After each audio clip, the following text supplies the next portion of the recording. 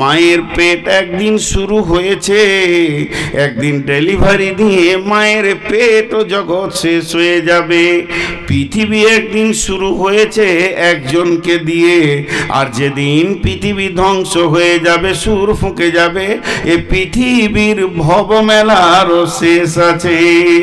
এরপরে কবর একজনকে দিয়ে শুরু হয়েছে, একদিন ওইদাল কুবুর বুসিরাত, কবর থেকে সকলকে তুলে নেওয়া হবে, পৃথিবী কবরের জগৎ শেষ হয়ে যাবে।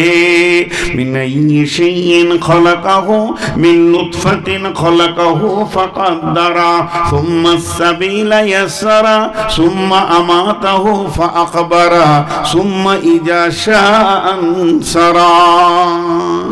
আল্লাহ তাবারাক ওয়া তাআলা বলছেন, কোন জিনিস থেকে তোমাদেরকে বানালাম? তোমাদেরকে বীর্য থেকে বানালাম, আসার রাস্তাটা আসান করে দিলাম মায়ের পেট থেকে। এই পর্যন্ত নয়, আবার পৃথিবীতে হায়াত দিলাম, আবার মত দিব, কবরে শায়িত করে দিব, হুঙ্কার মারব, কবরে থেকে তুলে কিয়ামতে করে দিব। কিয়ামত একদিন শুরু হবে, কিয়ামত একদিন শুরু হবে, আবার কিয়ামত একদিন শেষ হয়ে যাবে। আদালত গুটিয়ে যাবে, পুলসেরাত গুটিয়ে যাবে, সমস্ত দাড়ি পাল্লা গুটিয়ে যাবে। সেদিন রহমতের ছায়া আর থাকবে না, হাজে কাউসার বলে থাকবে না। শুরু হয়ে যাবে জান্নাত আর জাহান্নামের জিন্দেগি। জাহান্নাম জেলখানা, মুমিনরা জেলখানায় জেল খেটে জান্নাতে চলে আসবে। এরপরে যে জান্নাতে আর জাহান্নামে মানুষ থেকে যাবে, আর 7 নম্বরে কোনো জগৎ নাই, আবাদান আবাদা। আল্লাহ কোরআনে বারবার বলেছেন, জান্নাতিন তাজরি মিন তাহতিহাল আনহারু খালিদিনা ফিহা আবাদা। আবাদা মানে চিরদিন সেখানে থাকবে, আর ফিরে আসা হবে না।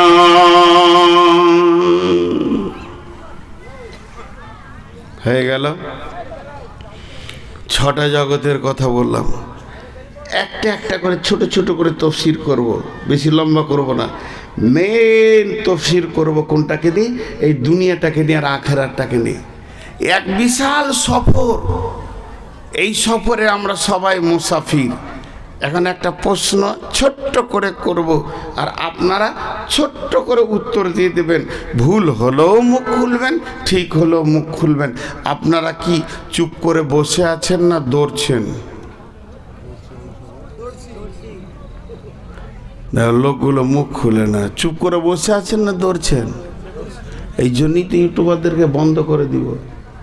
আগামী বছরে জানুয়ারি থেকে শুরু হয়ে যাবে, কোনো ইউটিউবার যেন না থাকে। আমরা বসে নাই, দৌড়ছি। ট্রেনে লোক চুপ করে বসে চা খায়, কিন্তু দৌড়ে, বুঝতে পারে না। তো পৃথিবীতে যারা আছে তারা দৌড়ছে কবরের দিকে। কেউই চুপ করে বসে নাই। প্রতি সেকেন্ডে কয়েক হাজার কিলোমিটার গতিতে আমরা কবরের দিকে দৌড়ছি। আমরা কেউ বসে নাই, আমরা কেউ বসে নাই। আমরা কয়েক হাজার কিলোমিটার গতিতে কবরের দিকে দৌড়ছি। তো আল্লাহ তাবারাক ওয়া তাআলা বলছেন যে তোমরা সব গতিশীল, কিন্তু বুঝতে পারছো না। প্রথম জগৎটাই ফিরে চলে যায় আলামে আরওয়া, আত্মা জগৎ। সেটা আর একটা নাম হচ্ছে বিদ্যালয়, স্কুল, কলেজ, ভার্সিটি। সেখানে আবার শিক্ষা কি হলো? পৃথিবীর সব থেকে বড় শিক্ষাটা ওখানে হয়েছে। পৃথিবীর সব থেকে বড় শিক্ষা। ওর পরেও কোনো শিক্ষা নাই, আর ওর আগে কোনো শিক্ষা নেই। এত বড় শিক্ষাটা ওখানে হয়েছে।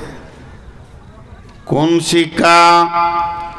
আল্লাহ তাবারাক ওয়া তাআলা বলছেন, বিসমিল্লাহির রহমানির রহিম, وإذ أخذ ربك من بني آدم من ظهورهم ذريتهم وأشهدهم على أنفسهم আল্লাহ তাবারাক ওয়া তাআলা নিজের হাতটাকে আদমের পিঠে এইভাবে রাখলেন, আর রাখার পর যখন ঝুরঝুর করে সমস্ত আত্মাগুলো পড়তে লাগলো, তখন আমার আল্লাহ তাদের কাছে সাক্ষ্য গ্রহণ করে নিলেন। আলাস্তু বিরাব্বিকুম ক্বালু বালা, আমি কি তোমাদের রব নয়? আমরা সকলে বলেছিলাম আল্লাহ হ্যাঁ, আপনি আমাদের রব। আল্লাহ তাবারাক ওয়া তাআলা বলেন শাহিদনা আন তাকুলু ইয়াউমাল কিয়ামাতি ইন্না কুন্না আন হাযা গাফিলিন। আল্লাহ তাবারাক ওয়া তাআলা বলছেন কঠিন কিয়ামতের মাঠে যখন তোমাদেরকে রবের ব্যাপারে প্রশ্ন করা হবে, তখন তোমরা বলবে আমরা এ ব্যাপারে গাফেল ছিলাম। বস্তুত তোমরা এ ব্যাপারে গাফেল হয়ে রয়েছো। পৃথিবীর প্রথম শিক্ষা হলো রব, পৃথিবীর প্রথম শিক্ষা হলো রব, পৃথিবীর প্রথম শিক্ষা হলো রব। আর এই শিক্ষাটা কে দিয়েছেন? সেই দিনের শিক্ষক কে ছিলেন? সেই দিনের মাস্টার কে ছিলেন? সেই দিনের টিচার কে ছিলেন? সেই দিনের মুআল্লিম কে ছিলেন? স্বয়ং আল্লাহ রব্বুল আলামিন ছিলেন। এত বড় শিক্ষক পৃথিবীর কোনো ভার্সিটি বিদ্যালয়ে নাই। এমনকি বিশ্ব নবীও পর্যন্ত সেদিন ছাত্র। হযরত আদম থেকে নূহ, হুদ, সালেহ, ইসমাইল, ইব্রাহিম, দাউদ, সুলাইমান, ঈসা, মুসা, হারুন, দাউদ সব সেদিন ছাত্র হয়ে বসে আছেন। আর আমার রব সেদিন বলছেন আলাস্তু বিরাব্বিকুম, আমি কি তোমাদের রব নয়?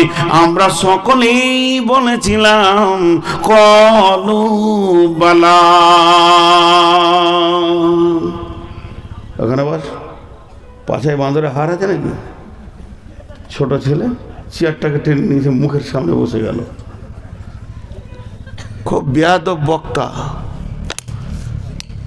তাহলে পৃথিবীর সব থেকে বড় শিক্ষা হলো রব। মা বোন কান করে শোনেন, কবরের প্রথম প্রশ্ন কি? মান রব্বুকা। এবার দেখেন শিক্ষার সঙ্গে প্রশ্নের মেল আছে কিনা। শিক্ষা দিয়েছেন আল্লাহ। আপনি আমি মুসলমানের ঘরে জন্ম নিয়েছি, আমরা বলে দিব যে হ্যাঁ আপনি শিখিয়েছেন। কিন্তু হিন্দু ঘর, জৈন, খ্রিস্টান, বৌদ্ধ এরা যদি বলে যে আল্লাহ জানি না আপনি রব, বলে আমি তো শিখিয়েছি। জানি না বললে হবে? আর এই ক্লাসটা হয়েছিল কোথায়?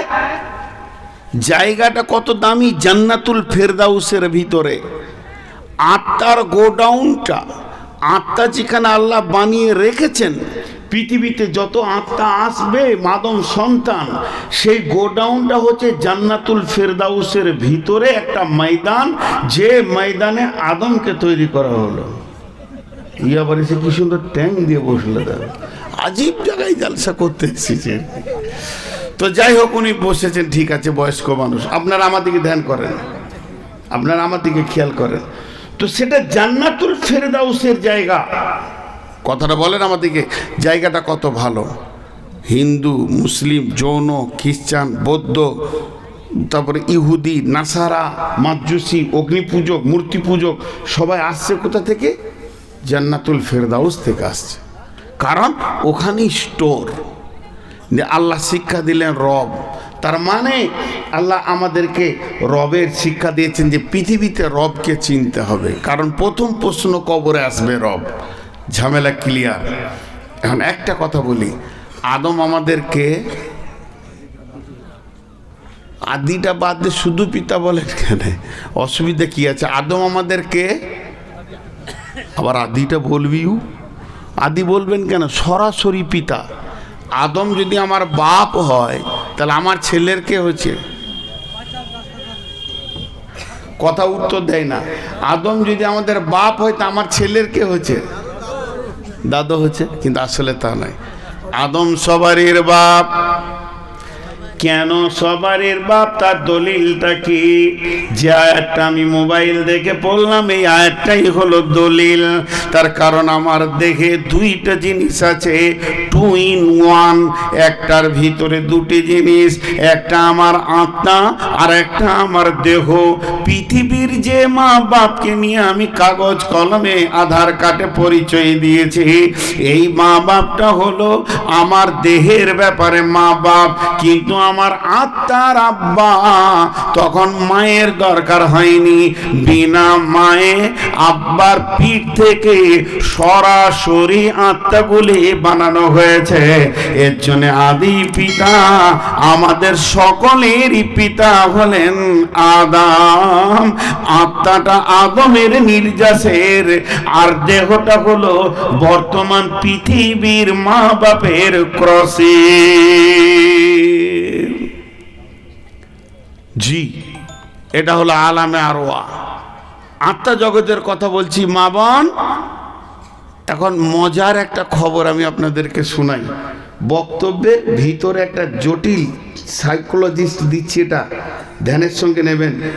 মা আর বিবি, মা আর বিবি দুটোই মহিলা, কিন্তু সম্মানের দিক থেকে মা বড়।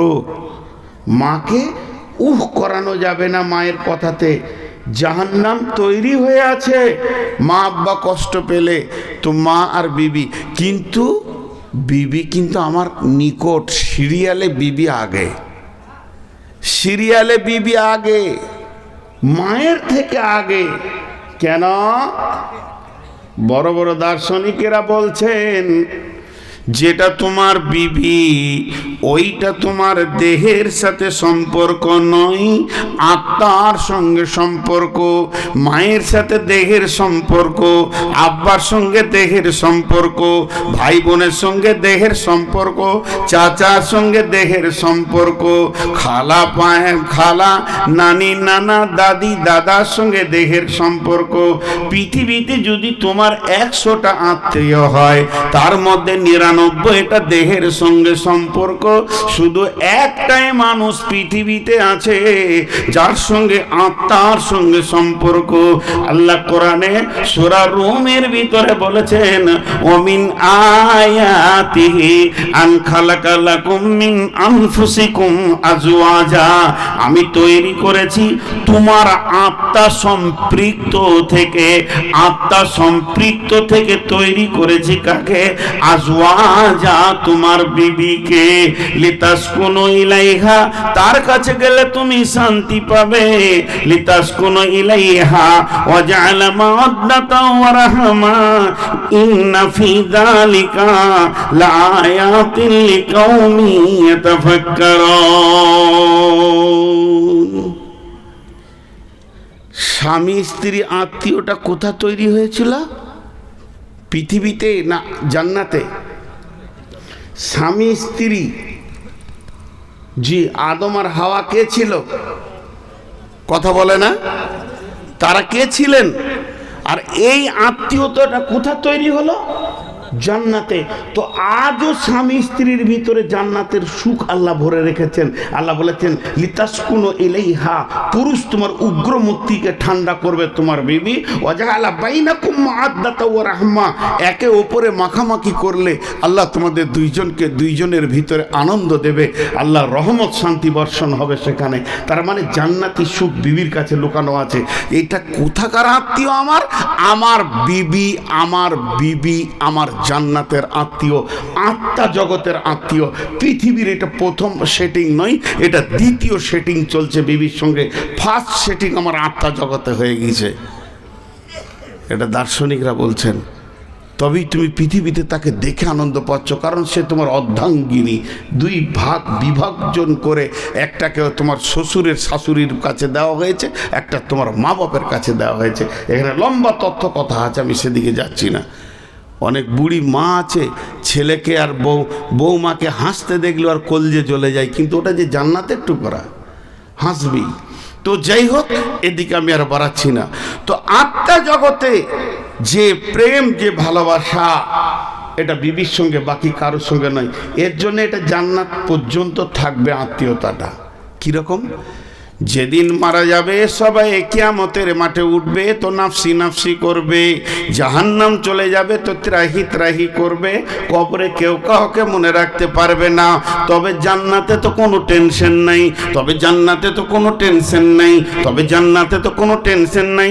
সেখানে মায়ের জান্নাত আলাদা, বাপের জান্নাত আলাদা, বেটার জান্নাত আলাদা, বেটির জান্নাত আলাদা, মামার জান্নাত আলাদা, মামি চাচার জান্নাত আলাদা, ফুপির জান্নাত আলাদা, খালার জান্নাত আলাদা, এখানে ভাইয়ের জান্নাত আলাদা, বোনের জান্নাত আলাদা। কেউ কারো জান্নাত ভোগ করবে না। তবে জান্নাতের ভিতরে কুটুম যাওয়া আসা হবে। আমি বাবার জান্নাতে বেড়াতে যাব, আমার আব্বা আমার জান্নাতে বেড়াতে আসবেন, আত্মীয়তার পরিচয় থাকবে। তবে যদি তারা সকলে জান্নাতি হয়, তবে তেমনি স্বামী স্ত্রী দুজনেই যদি জান্নাতি হয়, এদের জান্নাত আলাদা হবে না, এদের দুইজনকে একই খাটে শোয়াবেন আল্লাহ। জি, কিছু কিছু মানুষ মনে করবে, হায় রে আবার ওই খ্রিস্টানিটা কি, হ্যাঁ দুনিয়াতে তো জান জ্বলিয়ে দিলে আবারও থাকবে জান্নাতে, মনে মনে হবে। জি না, জান্নাতে যতজন নারী পুরুষ ঢুকবে প্রত্যেকেরই চরিত্র হবে নবী মুহাম্মদ সাল্লাল্লাহু আলাইহি সাল্লামের মতো, বিধায়ী টেনশন আর থাকবে না। তো যাই হোক, আমি যে আত্মা জগতের কথা বলছিলাম, সে আত্মা জগৎটা আলাদা। আত্মা জগতের সঙ্গে দেহ জগতের কোনো সম্পর্ক নাই। জি, এবার আসেন, মায়ের পেট এইটা একটা ছোট্ট জগৎ। এখানে বেশি দিন নয়, কম বেশি 10 মাসের মতো এখানে স্ট্যান্ড থাকতে হয়। সন্তানকে দেন আল্লাহ দেন, সন্তানকে দেন আল্লাহ দেন। আবার যদি জিজ্ঞেস করি সন্তানকে দেন আল্লাহ দেন, বলে গোরস্থানের কালেকশন চলছে, হুজুর 500 নেন, হুজুর 1000 নেন। আমার 5000 টাকা আব্বার নামে, মায়ের নামে 2000 টাকা দিলাম, আমি দিলাম 1000 টাকা বিবির নামে। যে যার নামে পারছে দান করছে। এরই ভিতরে এক হতভাগা এসে বলছে, হুজুর আপনি 1000 টাকা নেন, দোয়া করেন যেন আমার আল্লাহ একটা সুন্দর বেটা দেয়। ওর বেটার খুব শখ, মানে ও হাদিস কোরআন শুনেছে, যদি কারো ভালো বেটা হয় আর মাদ্রাসায় পড়িয়ে মৌলবি করে, তো ওর মাথায় নূরের তাজ দেওয়া হবে মা বাপের মাথায়। ও চাইছে আমি ওইটা পাবো। খুব দোয়া করেছে, আল্লাহ একটা ভালো মেধা বেটা দাও, যেন হাদিস কোরআন পড়ে হাফেজ কারি মৌলানা মুফতি মুহাদ্দিস হয়ে যায়। ও তো মনের খুশিতে আলহামদুলিল্লাহ, যাক ভালো বেটার বাপ হব। পরের বছর ওই বক্তা আবার এসেছে, প্রথমেই বলছে দাঁড়ান জালসা তো করবেন, বেটা হয়নি। মৌলানা বলছে কোন খরিদ্দারের পাল্লাই পড়লাম, দোয়া কবুল হয়নি, বেটা হয়নি। তো মৌলানা কাছে ডাকছে, এসো। বিয়ে কোথা হয়েছে? বিয়ে করিনি, বিয়ে করিনি, বেটা হয়নি। আচ্ছা বিয়ে করিনি বেটা হয়নি, এটা কেমন লাগছে না শুনে? বিয়ে হলো না তো ছেলে হবে কি করে? জি, ও ভেবেছে কাঁঠাল গাছে একটা বেটা পাওয়া যাবে। বিয়ে করো, পরের মেয়েকে মহারানা দিয়ে হারাম মেয়েকে হালাল করো, তারপরে তাকে তুমি বিছানায় নিয়ে এসো। বিছানায় নিয়ে এসে সুন্নতের তরিকায় তাকে বিবি বলে গ্রহণ করে নাও। এরপরে তুমি তার সঙ্গে ক্রস করো, তার সঙ্গে ক্রস করে তারপরে শুক্রাণু ডিম্বাণুর কাছে পৌঁছাবে। তারপরে আস্তে আস্তে বাচ্চা তৈরি হবে। ওই বাচ্চাটা সুন্দর করে যখন পৃথিবীতে আসবে, কোরআনের হাফেজ হবে, মৌলানা হবে, মুফতি হবে। তাহলে বাচ্চা দেন কে? আল্লাহ যদি দিলে তো বিয়ে কেন করতে হলো? আল্লাহ যদি দিলে তো বিয়ে কেন করতে হলো? বাচ্চা দেন কে? আপনি আমি বলছি আল্লাহ, কিন্তু যুক্তি দেখাচ্ছে না। বাচ্চা হয় ডিম্বাণু শুক্রাণুর ক্রসে, আল্লাহ তো বাচ্চা দেয় না, স্বামী স্ত্রীর ক্রসে হয়। তাহলে বাচ্চার মালিক আল্লাহ নয়, বাচ্চার মালিক হলো মানুষের ভিতরে। জি না, বাচ্চা কে দেন? সকালে একবার মুখ খুলি, বাচ্চা কে দেন? আল্লাহ। এর প্রমাণটা নিয়ে এলেন। তাহলে স্বামী স্ত্রী ক্রস করে সম্পর্কটা কোথায় যায়? জি, স্বামী স্ত্রী ক্রস করে সম্পর্কটা কোথায় যায়? স্বামী স্ত্রী যখন ক্রস করে তো আল্লাহ বলছেন, হাল আতা আলাল ইনসানি হিনুম মিনাদ দাহরি লাম ইয়াকুন শাইয়্যাম মাযকুরা ইন্না খালাকনাল ইনসানা মিন নুতফাতিন আমসাজিন নাবতালিহি ফাজআলনাহু সামিয়াম বাসীরা। আবার আল্লাহ বলছেন, ওয়াস সামাই ওয়াত তারিক ওয়া মা আদরাকা মা তারিক আন-নাজমুস সাকিব ইন কুল্লু নাফসিন লাম্মা আলাইহা হাফিজ ফালিয়ানজুরিল ইনসানু মিম্মা খুলিকা মাইন দাফিক ইয়াখরুজু মিন বাইনিস সুলবি ওয়াত তারাইব ইন্নাহু আলা রাজিহি লাকাদির। আল্লাহ বলছে, আমি পুরুষের পিঠ থেকে আর নারীদের বুক থেকে আমি শুক্রাণুকে টেনে আনি। পুরুষের পিঠ থেকে শুক্রাণুকে টেনে আনি আর নারীদের বুকের ভিতর থেকে ডিম্বাণুকে আনি। তারপরে তাদের দুইজনকে কাছাকাছি করে দিই। মিন নুতফাতিন ইয়াসাইন খালাকাহু, কোন জিনিস থেকে তুমি তৈরি হয়েছো? মিন নুতফাতিন খালাকাহু ফাকাদ্দারা, আমি এর থেকে সুন্দর করে তোমাকে বানাই। আদিমে জামিন সুফরা ইলমে ও চে দুশ্মন বাড়ি খাচে লাগিরে দোষ। নিহাদ লাল ফিরোজ দর সুলবে সঙ্গ গুলে লাল দর সাখ ফিরোজ রং। আল্লাহ তাবারক ওয়া তাআলা বলছেন যে, শুনে নাও, আমি তোমাদের পেটের ভিতরে যে পুতলাটা তৈরি করি, এটা মা বাপের শুক্রাণু এবং ডিম্বাণুর ভিতর থেকে আস্তে আস্তে ওটা বীর্যটা রক্তপিণ্ড, তার ভিতর থেকে আস্তে আস্তে চোখ কান, একটা পুতুল, একটা সুন্দর অবয়ব পরিপূর্ণ রূপ হতে 120 দিন লাগে। 120 দিন লাগে। 340 দিনে 3 রকম পরিবর্তন ঘটে যায়। যখন ওটা 120 দিনে পুরো পুতুলটা তৈরি হয়ে যায়, তখন আমার আল্লাহ ফেরেশতার মাধ্যম দিয়ে ওই গোডাউন থেকে জান্নাতুল ফেরদাউসের ভিতরে যে গোডাউনটা আছে, আদমের পিঠ থেকে যে আত্মাগুলো বের করেছে, ওই একটা আত্মাকে বলে চলে যা, তো সিধা চলে যা নদিয়াতে, দেখা অমুক গ্রামে এক মহিলার পেটে একটা লাশ পড়ে আছে, জীবিত নয়, ওটা একটা পুতুল পড়ে আছে, এই পুতুলটার ভিতরেই তোমাকে থাকতে হবে। তাকে ফেরেশতা এসে সেখানে দিয়ে চলে যায়। আত্মাটা এসে প্রথমেই লাশ দেখে, তারপরে তার ভিতরে ঢুকে যায়। যখন বাচ্চাটা আত্মা পেয়ে যায়, পুতুলটা আত্মা পেয়ে যায়, ও তখন নড়ে উঠে। আর যখনই নড়ে উঠে, মা বুঝতে পারে আমার সন্তান জীবিত আছে। এতদিন মেন্স বন্ধ হয়েছে, বমি বন্ধ হয়নি, মেন্স বন্ধ হয়েছে, বমি বন্ধ হয়নি, মেন্স বন্ধ হয়েছে, বমি বন্ধ হয়নি। এবার যখন বাচ্চা নড়ে উঠেছে, তখন বমির আধারটা কমে এসেছে। তার কারণ ওই মেন্সটাকে বাচ্চার খাবারে পরিণত করা হয়েছে নাভির মাধ্যম দিয়ে। অতএব মা বাচ্চা আস্তে আস্তে বড় হতে লাগলো। যেদিন ওর পরিপূর্ণ দিনগুলি হয়ে গেল, আল্লাহ যতদিন ওকে ওই পেটের জগতে রাখবে, এবার ধীরে ধীরে সুম্মা সাবিলা ইয়াসারা, প্রসব যন্ত্রণা উঠবে, পৃথিবীর বুকে সে চলে আসবে। তখন গাছ আলাদা, ফল আলাদা হয়ে যাবে, নাভিটা কাটা পড়ে যাবে, ফলের সঙ্গে আর গাছের সম্পর্ক থাকবে না।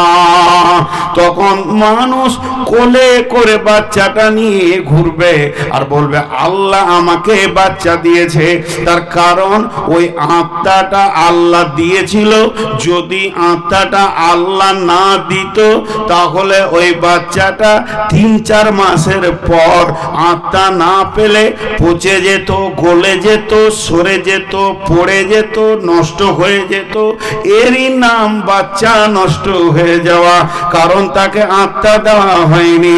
আবার অনেকে মায়ের পেটে আত্মা দিয়ে আবার মায়ের পেট থেকে আজরাইলকে দিয়ে তুলে নেওয়া হয়, সেই বাচ্চাটা নড়ার পরেও মারা যায়, এমনও ঘটনা ঘটে। তার মানে হচ্ছে আমার বডির ভিতরে দুটি জিনিস আছে, একটা হলো আমার দেহ, একটা হলো আমার আত্মা। যদি আমার আত্মা না থাকতো তো দেহ পৃথিবীতে আসতো না। অতএব আত্মাটার নামই হচ্ছে নূর মোহাম্মদ, এটা দেহটার নাম নূর মোহাম্মদ নয়।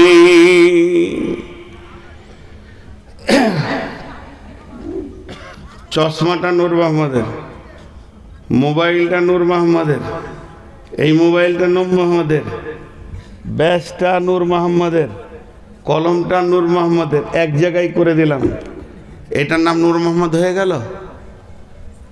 কথা বলে না? নূর মোহাম্মদ কেউ আছে যার এই মালগুলো, কথা বুঝতে পেরেছেন? আমাকে পিস করেন, পিস করে হাত পা ছিটিয়ে দেন, মানুষ খুঁজাখুঁজি করবে, যে বলবে এই দে নূর মোহাম্মদের মাথাটা পেয়েছি। তাহলে নূর মোহাম্মদের মাথা, তাহলে নূর মোহাম্মদটা অন্যজন। কথা ঠিক না ভুল? এক্ষুনি বন্যা হয়ে গেল, কিবা বড় সাইক্লোন হয়ে গেল, 25-30টা লাশ পড়ে আছে, আমার লাশটা দেখলে কি বলবে? কার লাশ? নূর মোহাম্মদের লাশ। তাহলে আমি আর আমার দেহ আলাদা। এটা আপনারা আমার দেহকে দেখছেন, আমাকে দেখতে পাননি। তাহলে আত্মা কে দেন? আপনারা খুব শীতে মুখ খুলতে পারছেন না, আর এলাকায় জালসা 10টায় শেষ হয়, কিন্তু আমি ভ্যান ভ্যান করছি, এই জন্য আগে বলছেন না। আত্মা কে দেন? আল্লাহ।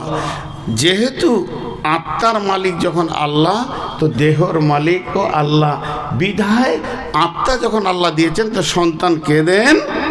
আল্লাহ। তা মায়ের পেটটা হলো গ্যারেজ। চলেন এবার দুনিয়া নিয়ে বলবো। বিসমিল্লাহির রহমানির রহিম। ইয়া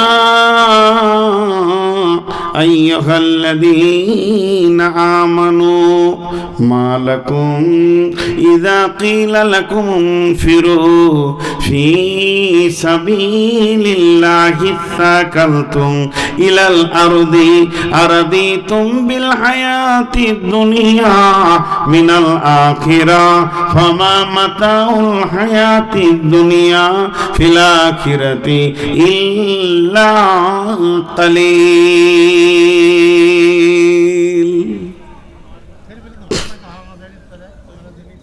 জি ভাই, রাগ লাগছে? বিরক্ত লাগছে? মা বোনেরা সব পালিয়েছে না?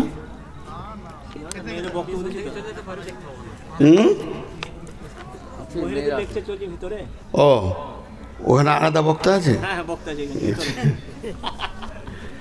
দেখেন, এখানে একটা কথা বলি, যে কোটি লোক আছেন, এই আয়াতটা খালি তর্জমা শুনে চলে যাবেন। আরও দুটো আয়াত পড়েছি, যদি আপনাদের মন না চাই তো বলবো না। এই আয়াতটার ভিতরে কত তথ্য আছে দেখেন। ডাক্তারখানা যখন যাবেন, তো ডাক্তার এখানে হাত দেয়, দিয়ে বলে কি হয়েছে। এটা আরবিতে হবে মা লাকুম, কি হয়েছে তোমার। ধৈর্য ধরে শুনেন, মা লাকুম, কি হয়েছে তোমার। তো আল্লাহ ওটাই বলছে, ইয়া আইয়ুহাল্লাযীনা আমানু, হে ঈমানদারেরা, মা লাকুম, মা লাকুম, কি হয়েছে তোমাদের। একটা লোক ডাক্তারখানা ঢুকছে, আর তার আগে এরম করছে, হ্যাঁ হ্যাঁ হ্যাঁ। ডাক্তারে বসি বসে একটা ইঞ্জেকশন, দুটো ট্যাবলেট, একটা সিরাপ লিখে দেন। ডাক্তার তখন জিজ্ঞেস, তুমি ডাক্তার না আমি ডাক্তার? তখন বলছে আপনি। বলছি চুপ করো, কি হচ্ছে বলো।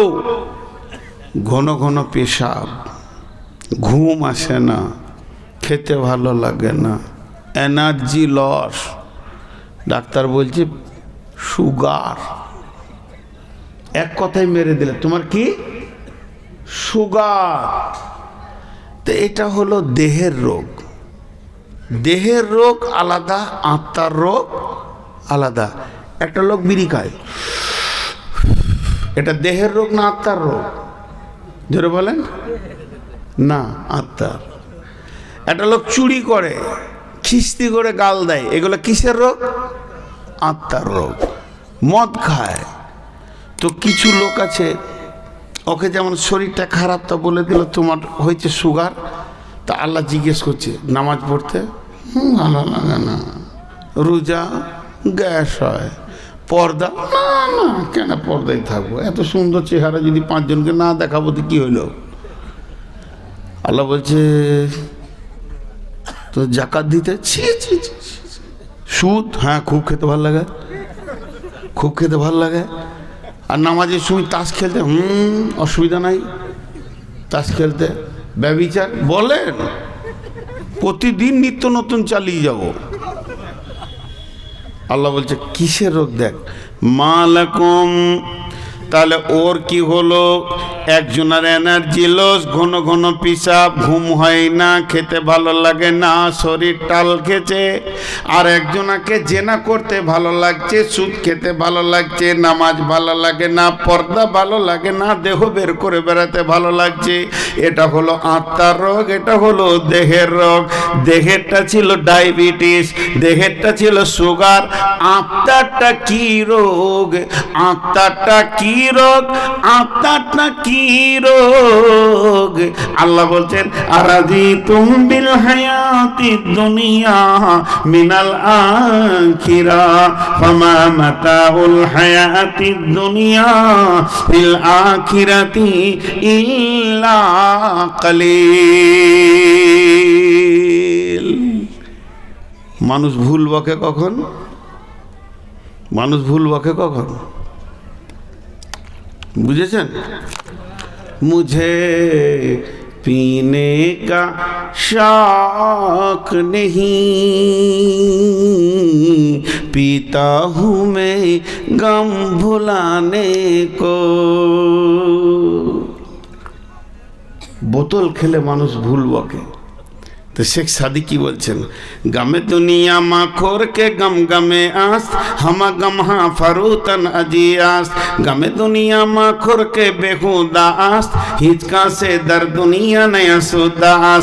या इलाही बदे तू तौफीकम, रहबनुमा जुजवे जिया तहकीकम। शेख सादी বলছে পৃথিবীতে যতগুলি নিশা আছে এক জায়গায় জমা করে দাও। একটা লোক যদি সন্ধ্যার সময় এক বোতল কেন দু বোতল খাইয়ে দাও, ওর হুঁশ থাকবে না, কিন্তু ভোরবেলায় হুঁশ ফিরে পেয়ে যাবে। একটা লোক যদি ভোরবেলায় হেরোইন খায়, সন্ধ্যার সময় নিশা কেটে যাবে।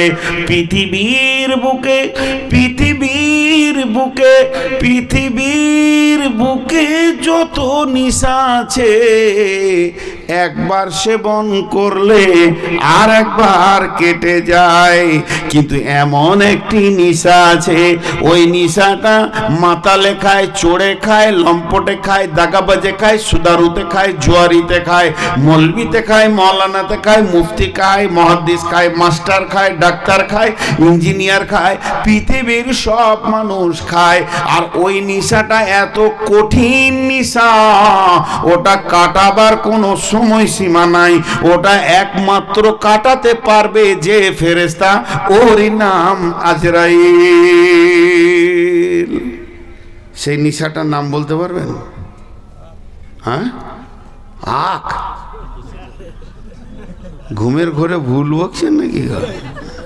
হ্যাঁ, একজন ট্রেনে শুয়েছিল, বলছে পুরি তরকারি, পুরি তরকারি, বলছে দে তো 5 ডজন, প্যাট ভরে খেয়ে নিয়েছে। এসে বলছে পয়সা দাও, বলে কিসের পয়সা? তুমিই তো বললে সরকারি পুরি। কি বলছে? অত জোর চিল্লাইছে, নিজের বউকে ডাকতে গেলে অত জোর চিল্লাইতে হয়? কোন গাধারে রাতে বউ ডাকছে, তারপর চিল্লাইছে। হ্যাঁ দেখো তো, আমি যে কথা আপনাদেরকে বলছি সেই নিশাটার নাম জানেন? আমিও খাই। আমি মাইকে বলছি, আমি নূর মোহাম্মদের নিশাটা খাই। থ্যাম্বেল যদি দেখতে পাই কালকে, যে মদের বোতল মুখে লাগানো যায়, ইউটিউবার কাউকে ছাড়বো না। সে নিশাটা কি জানেন? খুব ভালো করে শুনেন। ওই নিশাটা সবাই খায়। একটা খালি স্বপ্নের কথা বলে দিলেই বুঝে নেবেন। একটা ছেলে, গুলজার অবস্থায় পড়েছিলাম, গুলসেতাতে পড়েছিলাম। একটা ছেলে তার শিক্ষককে এসে বলছেন, হুজুর আমি রাত্রিবেলায় একটা স্বপ্ন দেখলাম, স্বপ্নের মানেটা বুঝতে পারছি না, শুধু আপনার কাছে বুঝতে এসেছি, আপনি যদি একটু বুঝিয়ে দেন তো স্বপ্নটা বুঝতে পারবো। তো বলছে, কি দেখেছো বাবা?